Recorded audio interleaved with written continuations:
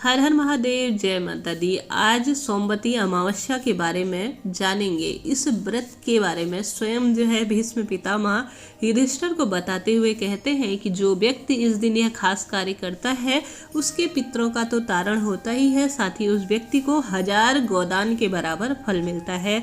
शास्त्रों में इस दिन की अद्भुत महिमा कही गई है। इस दिन को जो है सोमवती अमावस्या और मौनी अमावस्या के बारे में जाना जाता है। सबसे पहले तिथि इत्यादि देख लीजिए या कब से शुरू हो रही है, स्क्रीन पर मैंने दी है। वैसे यह दिन जो है सोमवार के दिन पड़ रहा है तो इसे सोमवती अमावस्या कहा जाएगा। कभी कभी ही यह संयोग होता है, ऐसे में 31 जनवरी के दिन यह दिन पड़ रहा है। अपने आप में बहुत चमत्कारी दिन होता है। भगवान शिव और पितरों के साथ साथ श्री हरि विष्णु को भी समर्पित होता है यह दिन। ये छोटे छोटे से कार्य आपके जीवन की बाधाओं को जरूर दूर करेंगे। शास्त्रों में इनका वर्णन मिलता है और काफ़ी खास दिन होता है। ऐसे में आप सभी को जो है पूर्ण रूप से स्वच्छ हो जाना है, प्रातःकाल उठ जाना है ब्रह्म मुहूर्त में।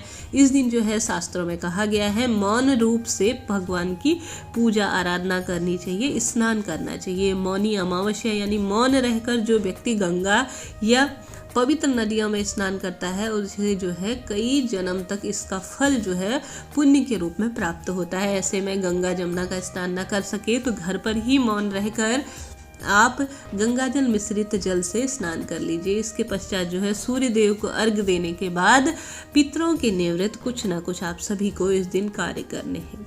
आप जो है गाय को तिल मिश्रित रोटी खिला सकते हैं और साथ ही इस दिन जो है पीपल वृक्ष को दूध से सींचना काफ़ी महत्वपूर्ण माना जाता है। शास्त्र तो यह भी कहते हैं 108 जो है कच्चे सूत की फेरी लगानी चाहिए ओम नमो भगवते वासुदेवाय कहते हुए। काफ़ी कारगर यह दिन माना जाता है। साथ ही भौरी देने की प्रथा इस दिन विशेष मानी जाती है, अर्थात 108 वस्तुएं ली जाती है जिनका जो है दान किया जाता है अपने पितरों के निवृत्त। हमारे घर पर तो यह चलन है कि इस दिन जो है 108 मुट्ठी चावल या गेहूं या फल इत्यादि जो है किसी गरीब को दान दे दिए जाते हैं या ब्राह्मण देवता को दान दिए जाते हैं। आप भी यह कर सकते हैं। काफ़ी महत्वपूर्ण यह कार्य होता है आप सभी। और इसके साथ ही 108 जो है पीपल वृक्ष की पूजा 108 फेरी आवश्यक रूप से करिएगा। यह व्रत जो है सोमवती अमावस्या को अखंड सौभाग्य देने वाला भी होता है। अखंड सुहाग के लिए भी यह व्रत किया जाता है।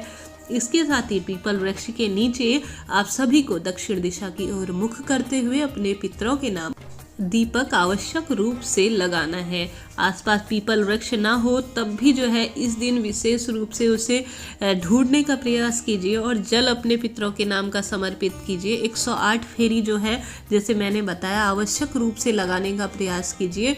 कुछ भी ना कर सके तो शाम के समय पर घर के मुख्य द्वार या दक्षिण दिशा की ओर मुख करके पितरों के नाम का दीपक लगा दीजिए। इसके साथ ही इस दिन अपने पितरों के नाम का जलदान, अन्नदान और वस्त्रदान आवश्यक रूप से कीजिएगा। संभव हो तो ब्राह्मण देवता को घर पर बुलाकर या स्वयं से भी तर्पण कर सकते हैं। इसके साथ ही भगवान शिव की विशेष पूजा सोमवार का दिन है। भूत भविष्य और वर्तमान के कारक बाबा भोले भंडारी हैं तो एक पंचाक्षरी माला उनके पंचाक्षरी मंत्र की नाम की आप जो है पंचाक्षरी मंत्र की इस भगवान शिव के मंदिर में बैठकर जाप आवश्यक रूप से करें। अद्भुत इस दिन का फल मिलता है। इसके साथ ही आपके घर पर ऐसा रिवाज हो कि अग्यारी इत्यादि में उनके नाम का भोग दे दें तो काफ़ी उत्तम है। तिल का दान भगवान शिव को जो है 1, 2 या 3 मुट्ठी जितनी आपसे संभव हो काले तिल की आवश्यक रूप से चढ़ाइएगा। श्री हरि विष्णु की भी इस दिन पूजा करना विशेष माना जाता है तो आवश्यक रूप से एक दीपक जो है इस दिन अपने पितरों के नाम का जलाइए।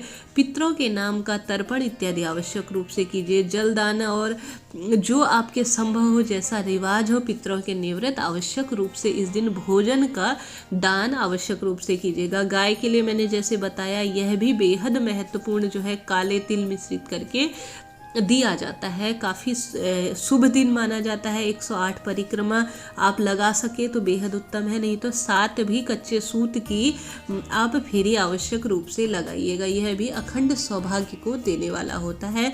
यह कुछ छोटे छोटे से कार्य सुख समृद्धि संतान के लिए आवश्यक रूप से हिंदू धर्म में बताए गए हैं। आप सभी को यह कार्य करने ही चाहिए। वीडियो हेल्पफुल रहा हो तो लाइक शेयर और सब्सक्राइब जरूर करें। हर हर महादेव, जय माता दी।